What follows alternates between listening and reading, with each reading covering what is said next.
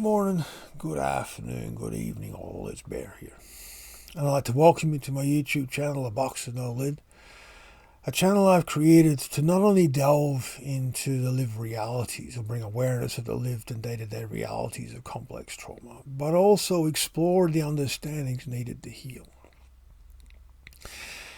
Now, this video is the next one along in the adoption series. And I want to get a little bit more into the structure of the fog, what the survival script that I raised in the previous video. And, getting your head around this is critical in understanding what it is that we have built our entire identity upon. And when I look at identity, I don't just see the cognitive aspect of I am. I look at the neurophysiological structure, our immune responses, our perceptions, interpretations, every single facet of our physical being is built upon this construct, primarily because it started at such a developmental stage, birth, or usually in utero, because as I've said in previous videos, the mothers know. They're either fighting to try to keep us or they don't want us. So with this script, all the normal processes a child goes through of learning in a biological connection are fed into a belonging, a recognition that I am part of something. In an adoption or foster placement or any form of placement outside a biological family, close biological family, everything feeds into a base of survival. So as we know, infants mimic to learn mannerisms, to learn facial structures, to learn the responses, parts of the body, and all these sorts of things. All these natural processes of development, in a biological case, of feeding into a recognizing that I'm part of. In a placement option, in a survival script, they're feeding into I need to survive.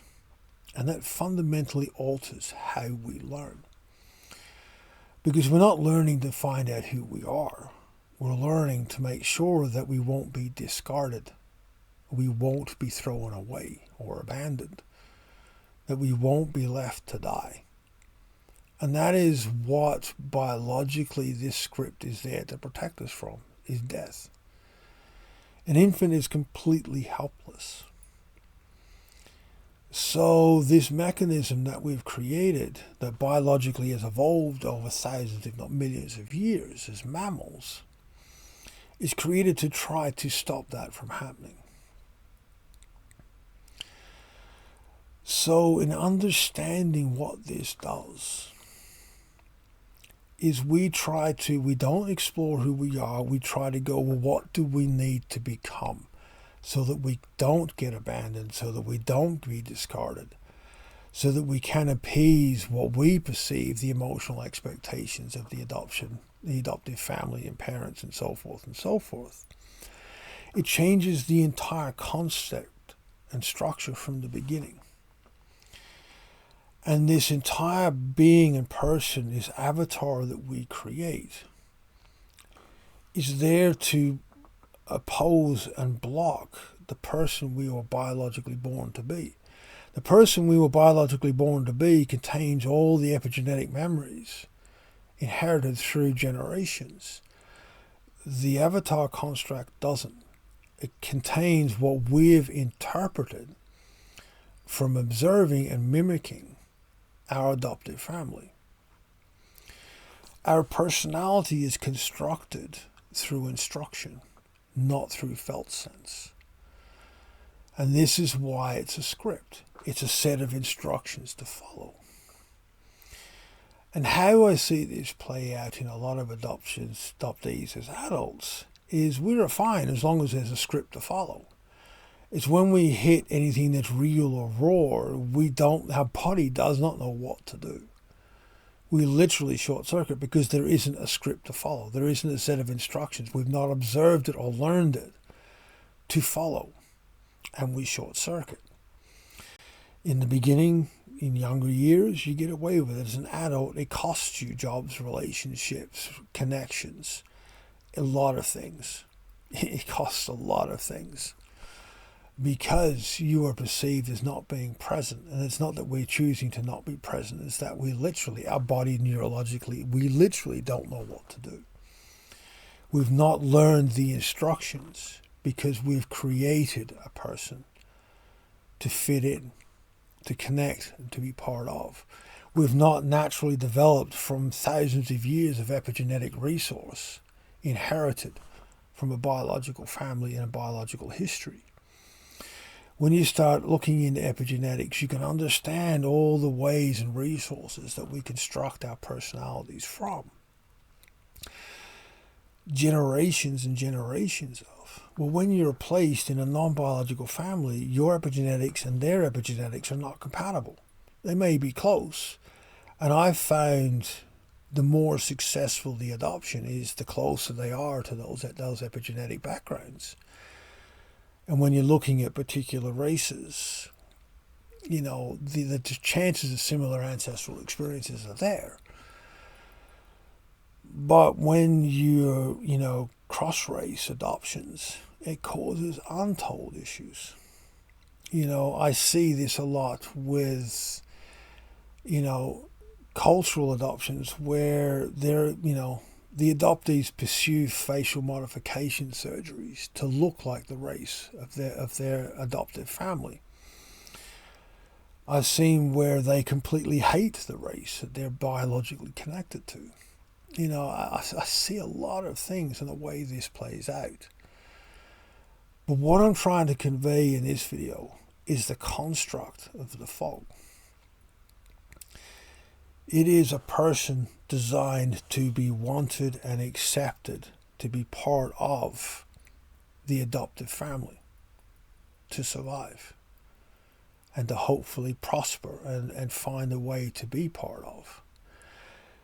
When we construct this, every facet of our neurophysiological, our immune responses, everything feeds into that because it's developmental and because it's so fundamental.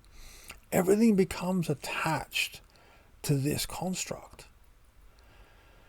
And this is why I've said in the previous video, when the fog crashes, when it collapses, it takes the body with it. Because everything is around feeding into this constructed person.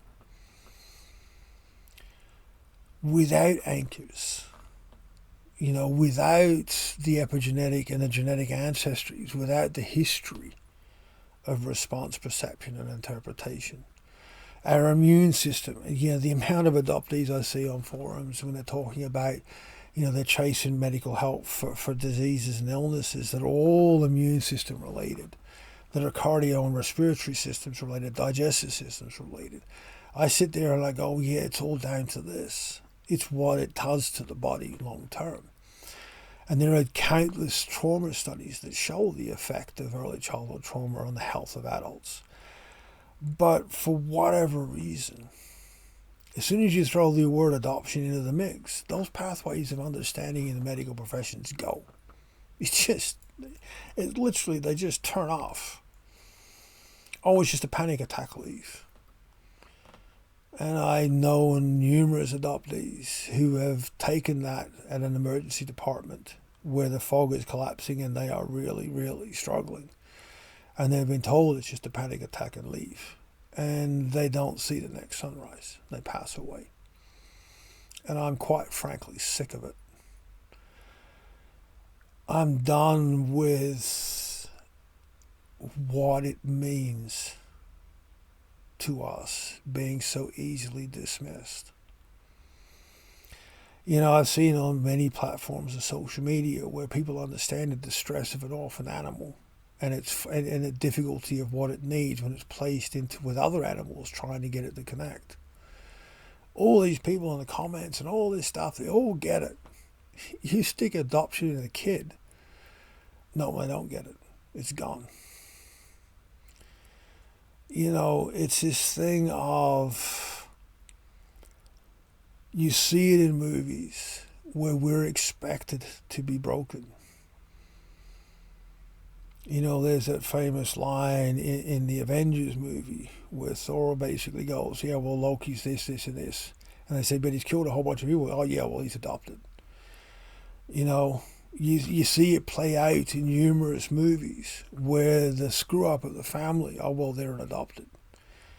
There's this persona that we have to live with when we try to get seen and help. And I've been treated lower than any person should by medical professionals, so-called medical professionals, when I tried to explain the help that I'm seeking. And these are why I'm trying to create these videos. Now, there is a way to work with, this trauma scripts around the fog. And there is a way to work with this where I've seen, and it's all around this MDMA therapies that are starting to be explored with combat PTSD. Not in the take the whole bunch of drugs and feel good all the time, but as in actually a therapy designed to neurologically process trauma. And I've watched several of the videos that are available online where you can see entire sessions where they're working with a combat veteran in a full PTSD state using MDMA to process it.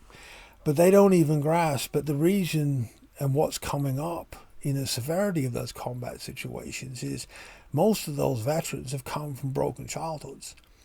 And that's the layer that's playing into this mix and why it has become so intense. And you'll see that throughout militaries, in a lot of generations. The majority of those that end up in the military come from broken childhoods. The ones that really get into the thick of combat. They come from the poor areas. They come from single parent. They come from orphan. They come from broken childhoods and families to try to get out. And that all plays a part in this. So there is hope that if we can get listened to, that we can create. And I'm confident that if we can get listened to, we can create a therapy that will support in this. But it's going to take understanding. And that's why I'm making these videos. And that's why I'm exposing what I live with to the world. Now, as always, be kind, be respectful.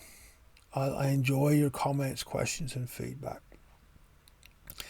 And I will do a couple more on the structure of the fog because it is the fundamental core of what an adoptee struggles with on many, many levels.